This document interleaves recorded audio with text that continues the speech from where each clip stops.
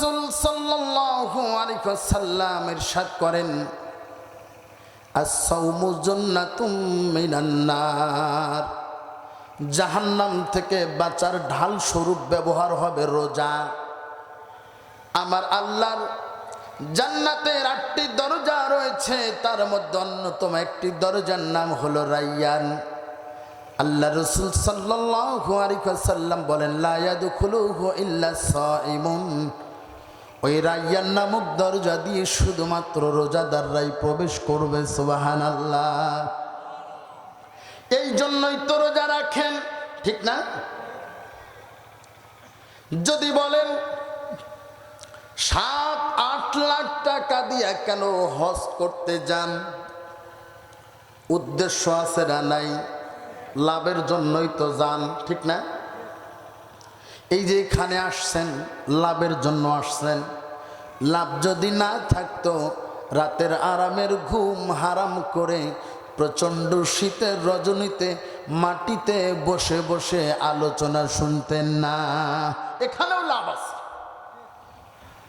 এই যত লাভ রয়েছে সমস্ত লাভগুলো যদি এক জায়গায় করি, আমাদের উদ্দেশ্য একটা, সেটা হলো আমার আল্লাহর জান্নাত, ঠিক নয় কি? আমাদের উদ্দেশ্য একটা, সেটা হলো আল্লাহর জান্নাত, জাহান্নাম থেকে নাজাত, আমার আল্লাহর জান্নাত। তাহলে এই সমস্ত লাভ, কাজকর্ম, ইবাদত, বন্দেগী সবকিছুর মূল উদ্দেশ্যই হলো জাহান্নাম থেকে নাজাত, আমার আল্লাহর চিরস্থায়ী জান্নাত। সেই জান্নাতে আমরা সকলেই যেতে চাই। আপনারা কি চান না? আল্লাহ তাআলা রব্বুল আলামিন বলে, বান্দা জান্নাতে কেমনে যাইবা? জান্নাতে যাওয়ার তো পথ লাগবে, রাস্তা লাগবে। আমার আল্লাহ তাআলা রব্বুল আলামিন 18 নম্বর সূরা, সূরাতুল কাহফের 107 নম্বর আয়াতে জান্নাতে যাওয়ার একেবারে সহজ একটা রাস্তা বলে দিলেন। সুবহানাল্লাহ বলেন। আল্লাহ বলেন, ইন্নাল্লাযীনা আমানু ওয়া আমিলুস সলিহাত। বান্দা, 2টা কাজ যদি তোমরা করতে পারো, কানাত লাহুম, আমি তোমাদের জন্য বরাদ্দ করে রেখে দিয়েছি। সুবহানাল্লাহ। কানাত লাহুম জান্নাতুল ফিরদাউসি নুজুলা। সেই 2টা কাজ কি? 1 নাম্বার ইন্নাল্লাযীনা আমানু, 1 নাম্বার কাজ হলো ঈমান আনা। সুবহানাল্লাহ বলেন। 2টা কাজ, একটা হলো ঈমান আর একটা হলো আমলে সলেহ। আজকে আমি শুধুমাত্র ঈমানের আলোচনা করব ইনশাআল্লাহ। ঈমান কাকে বলে? ঈমানের সংজ্ঞা কি? আল্লাহ রাসূল সাল্লাল্লাহু আলাইহি ওয়াসাল্লাম যা কিছু নিয়ে এসেছেন, আল ঈমানু হুয়া তাসদীকু বিমা জাআ বিহিন নাবিয়্যু সাল্লাল্লাহু আলাইহি ওয়াসাল্লাম মিন ইনদিল্লাহ। আল্লাহ রাসূল আল্লাহর পক্ষ থেকে যা কিছু নিয়ে এসেছেন সামগ্রিকভাবে সব কিছুকে মেনে নেওয়া। মেনে নেওয়ারও আবার 3টা পদ্ধতি রয়েছে পরিপূর্ণ মেনে নেওয়া। ইকরার বিল লিসান, তাসদীদ বিল জিনান, আমাল বিল আরকান। শুধু মেনে নিলেই হবে না, মুখে এটা ঘোষণা করতে হবে, অন্তরে বিশ্বাস করতে হবে, আমলের দ্বারা তা প্রমাণও করে দিতে হবে। এই সব কিছু মেনে নেওয়ার নাম হলো ঈমান। সুবহানাল্লাহ। ঈমানের ব্যাখ্যা দিতে গেলে কুফরের আলোচনা না করলে ঈমান বোঝা যায় না। যেমন যদি বলা হয় আলো কাকে বলে, তাহলে বাতিটা নিভাইয়া অন্ধকার করে আপনারা বুঝান লাগবে আলো কারে কয়, ঠিক না? নাহলে তো বুঝবেন না আলো কারে বলে। ঠিক তেমনই কথাগুলো বুঝবেন। আমি কিন্তু কমার্শিয়াল বক্তা না। আমার রাসূল আল্লাহর পক্ষ থেকে যা কিছু নিয়ে এসেছেন সামগ্রিকভাবে সব কিছু মেনে নেওয়ার নাম হলো ঈমান। তার মানে ঈমান আনতে হলে সব কিছু মেনে নিতে হয়। ইমান কতটা দামি এটা বুঝে আমি কুফরের দিকে যাচ্ছি। 120 বছর বয়স একজন বিধর্মী, একজন মুশরিক, মনে করেন একজন মুসি, আমাদের এলাকা আছে না, 120 বছর বয়স, 120 বছর যাবৎ সে শিরক করে আসতেছে, কোনোদিন আমার আল্লাহকে আল্লাহ বলে ডাক দেয় নাই। গত রাত্রে বেলায় স্বপ্নে দেখলো কবরের আযাব, স্বপ্ন দেখে লোকটা সকালবেলা কালেমা পড়ে মুসলমান হয়ে গেল। জোহরের নামাজের পূর্বে আজান হওয়ার আগেই মাইকে ঘোষণা হয়ে গেল, সদ্য কালেমা পড়া নব মুসলিম অমুকে দুনিয়ার জমিন থেকে বিদায় হয়ে গেছে। এমন হয় না? লোকটা সকালবেলা কালেমা পড়েছে, জোহরের পূর্বে ইন্তেকাল করেছে, এক ওয়াক্ত নামাজ পড়ার সুযোগও তার হয় নাই, একটা সিজদা দেওয়ার সুযোগও তার হয় নাই। এবার বলেন তো দেখি ওই লোকটা জান্নাতি না জাহান্নামী? কি জান্নাতি না? সুবহানাল্লাহ বলেন। একটু চিন্তা করেন, 120 বছর মুশরিক ছিল, সবে মাত্র কালেমা পড়ল, জোহরের নামাজও আদায় করতে পারল না। এই কালেমা পড়ার কারণে তার ইমানটা কত দামি, কোনো আমলও করতে পারল না, নামাজ রোজা হজ যাকাত কিছুই করতে পারল না, তবুও কালেমা পড়ার কারণে ইমানটা এত দামি। এই ইমানের কারণেই আমার আল্লাহ তাআলা রব্বুল আলামিন তাকে জান্নাত দিয়ে দেবেন। অতএব এত দামি ইমান, সেই ইমান সম্পর্কে জানা, ইমানের হেফাজত করা দরকার আছে না নাই?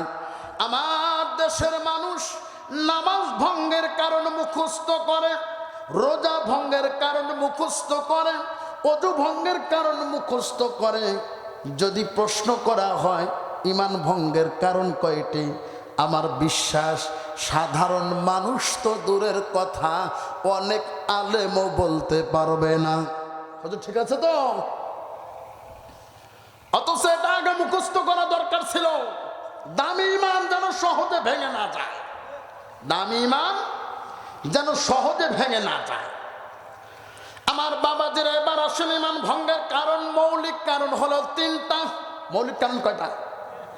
বাকি যেগুলো আছে এর ভিতরে। 1 নাম্বার শিরক, 2 নাম্বার কুফর, 3 নাম্বার হলো নিফাক। এই 3টা হলো মৌলিক কারণ। এবার আসেন ইমান বুঝাইলাম, তাহলে কুফর কাকে বলে বুঝাই, কুফর কাকে বলে সহজে বুঝাই। ইমানটা হলো সব কিছু মেনে নিতে হবে, সামগ্রিকভাবে সব কিছু মেনে নেওয়ার নাম হলো ইমান। কিন্তু কুফর কিন্তু সব কিছু অস্বীকার করার নাম না। সহজভাবে একটা কথা বোঝাই, শীতের রজনী অনেক কষ্ট করে ঠান্ডা পানি দিয়ে ওযু করলেন, বলেন তো দেখি আপনার ওযু ছুটে যাওয়ার জন্য, অনেক কষ্টের ওযু ছুটে যাওয়ার জন্য কয়বার বাতাস ছাড়া লাগবে? কে ওযু করলেন, এতগুলো কাজ করলেন, একবার ছাড়লেই হয়? এটা তো বোঝেন।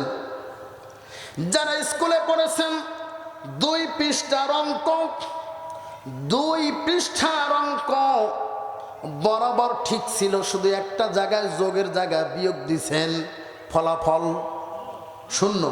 অসুবিধা কি? লম্বা সব জায়গায় ঠিক আছে, একটা জায়গায় ভুল। তাহলে 2 পৃষ্ঠার অঙ্কে পুরাটাল ভুল করা লাগে না, একটা ভুল হলেই 0, ঠিক না? বলেন তো দেখি এই গ্রামটা জ্বালিয়ে দেওয়ার জন্য কয়টা দিয়া সেলাই কাঠি দরকার? একটা যথেষ্ট কি? একটা যথেষ্ট, এটা তো বুঝছেন। এবার আসেন ঠিক বুঝাই, আপনার বিশাল ইমান, আমলের বিশাল ভান্ডার, পুরা আমল অস্বীকার করা লাগবে না। ইমান যা কিছু নিয়ে এসেছেন সব কিছু অস্বীকার করা লাগবে না। যেমন একবার একটা বাতাস ছাড়লেই ওযু চলে যায়, অনুরূপভাবে আমার আল্লাহর বিধানের মধ্যে হতে যে কোনো একটা বিধানকে অস্বীকার করলেই ঈমান চলে যায়। বোঝেন নাই? যে কোনো একটা অস্বীকার করলে, কাফের হতে গেলে সব অস্বীকার করা লাগে না।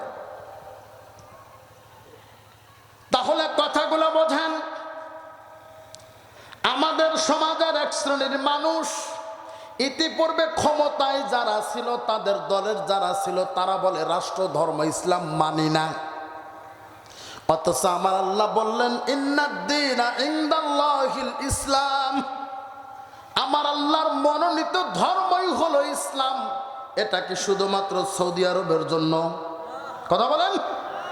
এটা মনে হয় মক্কা মদিনার জন্য, নাকি শুধু বাংলাদেশের জন্য?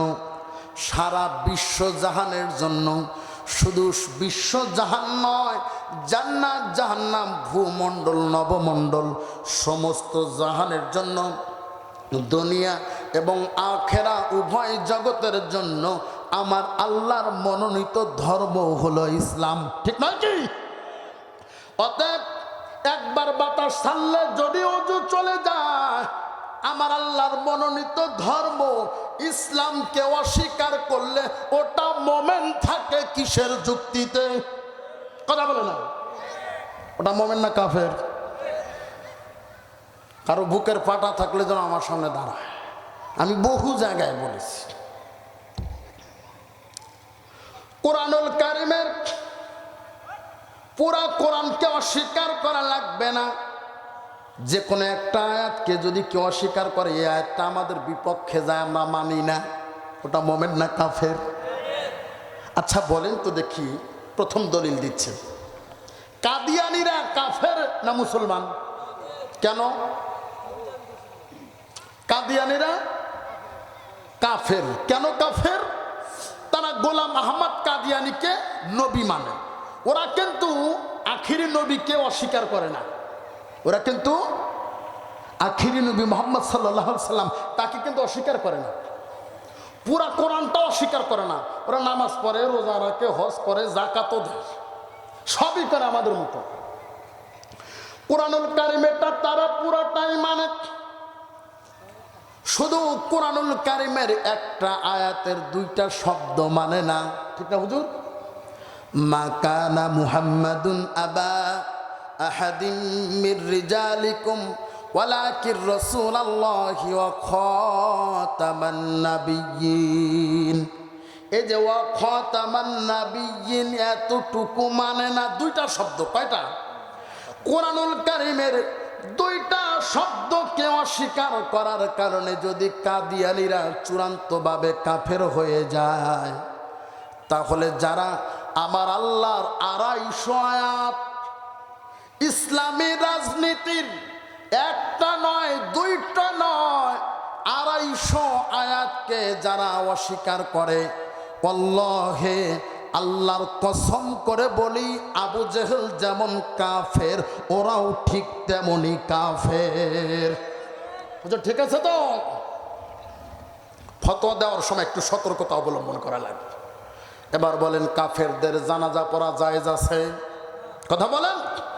মা বাবা যদি কাফের হয়, মা বাবা যদি কাফের হয়, সন্তান যদি ঈমানদার হয়, ওই সন্তান কোনোদিন আল্লাহর দরবারে দোয়া করতে পারবে না, রব্বির হামহুমা কামা রব্বায়ানি সগীরা।